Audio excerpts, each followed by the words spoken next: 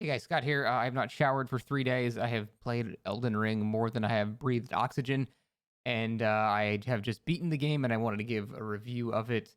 This review will have spoilers, so if you have not finished the game and you care about spoilers, do not watch this. Beat the game first. I'm going to be talking about final bosses and things like that, regions and all of that stuff. So again, if you do not watch spoilers, do not watch this video. You will be very upset. That being said, I think Elden Ring, after beating it, is now my favorite game of all time. I think it is the best game I've ever played. That's not to say it's perfect. Ocarina of Time was my previous favorite game of all time. That game wasn't perfect either. But it's as close to perfect as you can get, at least in my opinion. It definitely has some issues.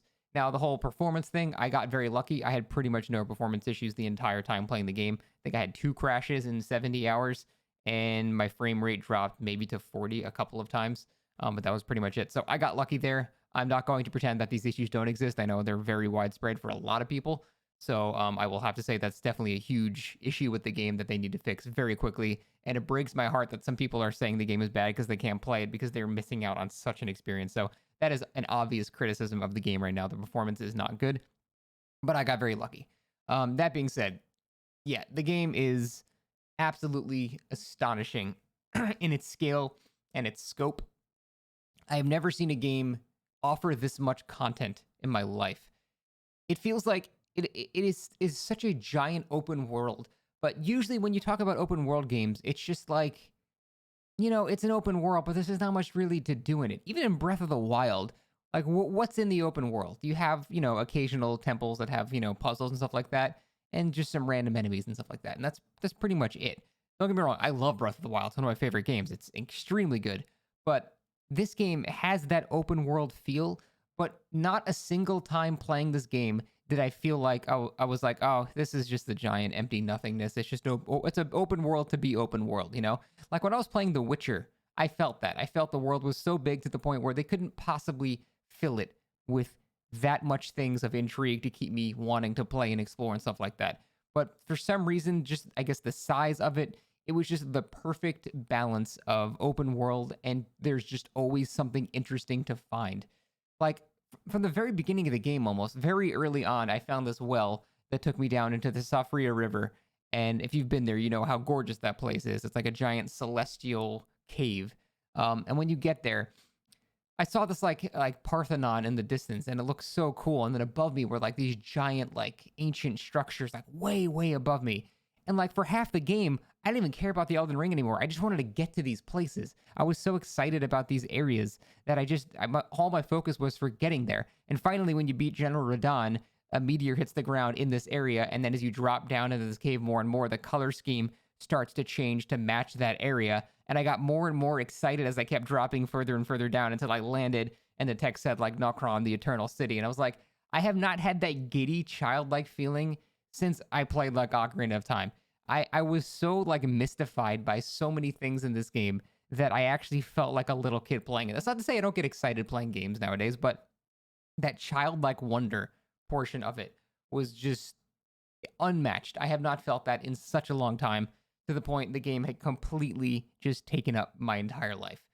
The actual gameplay it's Dark Souls. It is literally Dark Souls 4 in terms of gameplay, except now it is jumping. That's not a complaint. That's a compliment. There's a reason these games keep getting kind of made by the developers, because they have a very good combat formula that just always feels good. I will say something a lot of people may find frustrating, but I appreciate it in this game, especially on the harder bosses. This game punishes you for panic rolling. Panic rolling is when you just spam rolls to just try to be invincible as long as possible. This game is built around destroying people that try to panic roll. So many bosses will have 2 quick swings and then a delayed swing that just hits you as you're coming out of your roll. And it's very clearly done intentionally. And I like that because they've made it so that rolls cost less and less stamina as each new game comes out. So to do that, for people to not be constantly invincible, they need to have attacks that perfectly time to hit you as you're coming out of your roll. And I think that's actually really good game design. And you do get forced. You do get forced to be extremely good at rolling, to the point where the second phase of Godfrey, all of his grappling attacks, the key is just not panic rolling. And his attacks are very slow and telegraphed. So you do panic roll. The first couple of times you fight him, you absolutely panic roll. But eventually you just get very patient. You see him start, you just stand there and wait. and then you roll and dodge his shit. And it feels good. It feels like you have gotten better at the game. You've gotten better at the fight because the game, through gameplay, is teaching you to play correctly. And I think that's awesome. Now, there are a couple of things you can do to make the difficulty easier or harder. And a lot of people always say magic is easy mode. I think magic is easy mode in certain fights. Giant like fights like dragons and things like that, where your spells are always going to hit and they're slow moving. Yeah, magic does kind of trivialize a lot of stuff, but whatever. But when you have, very fast paced fights like Godfrey or Radagon or any of these fights, magic isn't as good as you would think unless you have friends. Because if no one's distracting and the boss is in your face this time, you're not really casting spells very much. So I don't think magic is the easy mode that people claim it is, unless you're playing with multiple people. Yeah, if you have a firing squad of mages, sure, it's easy. But at that point, that's more because you're doing multiplayer, not because you're using spells. So I think there are certain bosses that are easier for certain builds, and I'm okay with that. I'm okay with certain bosses being easier for casters compared to, strength builds or dex builds, or people that use hammers or blunt damage as more. I'm okay with that. I think that's fine. And I don't think there is any one particular easy mode because each boss punishes certain playstyles a lot more. And I think that's cool. I think that encourages build variety. So when you do your next playthrough, you're not going to be dreading the boss as much, or you're going to be loving it because you're like, oh, he's so weak to the damage I'm doing now. I think that's very, very good. Now, the boss designs are by far the best in the series. The boss designs are absolutely incredible, and I would say almost all of them feel extremely difficult, but they feel fair in their difficulty. Not all of them. There are some bullshit fights, but most of them feel very fair in how hard they are, and that's such a hard thing to do. It's very rare you get beaten by a boss in this game and you go, that was bullshit. When you get beaten by a boss in this game, it's more just like, okay, I deserve that. I panic rolled there. I rolled too late. I should have jumped over this thing. I should have waited. I should have not tried to swing twice. It's almost always your fault when you die in this game. And that's so hard to do repeatedly for bosses. To have that be a constant thing for 100 hours of gameplay, almost always have bosses that are killing you, but you don't feel bad about it. You feel, I just need to get better. Now, that's not to say, like I said, that there aren't bosses that do feel bullshit. I will say the most bullshit boss in this entire game is the Godskin duo. It is definitely near the end of the game. And the Godskin duo, it doesn't feel like a fair hard boss. It just feels like dumb.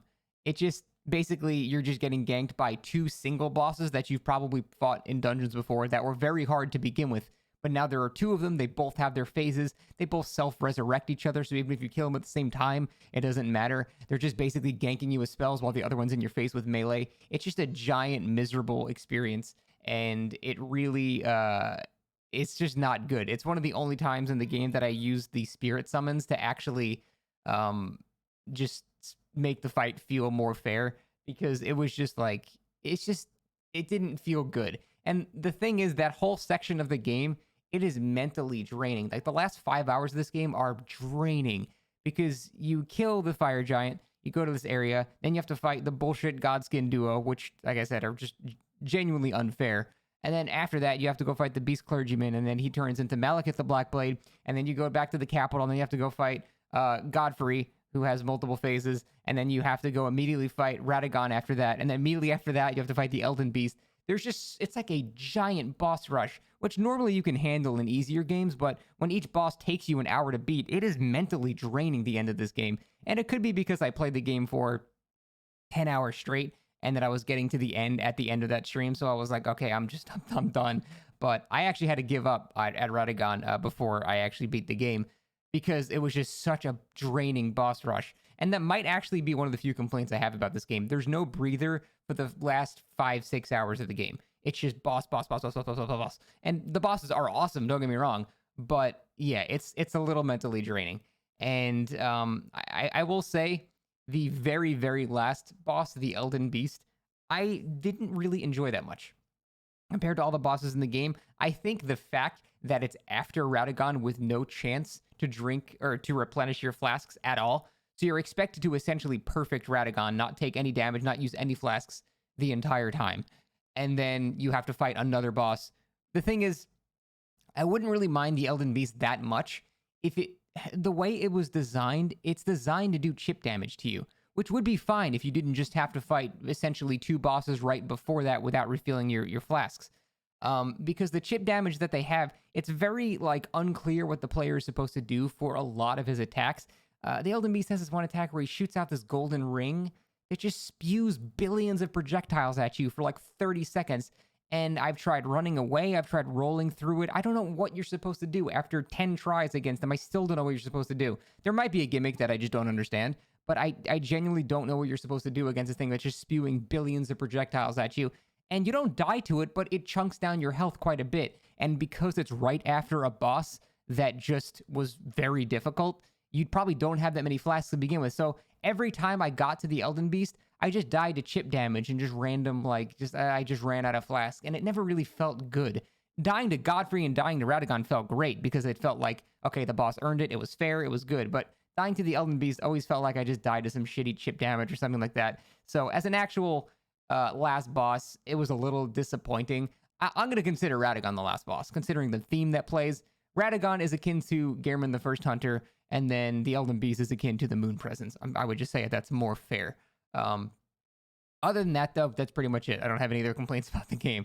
The last couple hours were brutal, but that's not something I wasn't expecting, and that's pretty much it. The entire game was extremely good.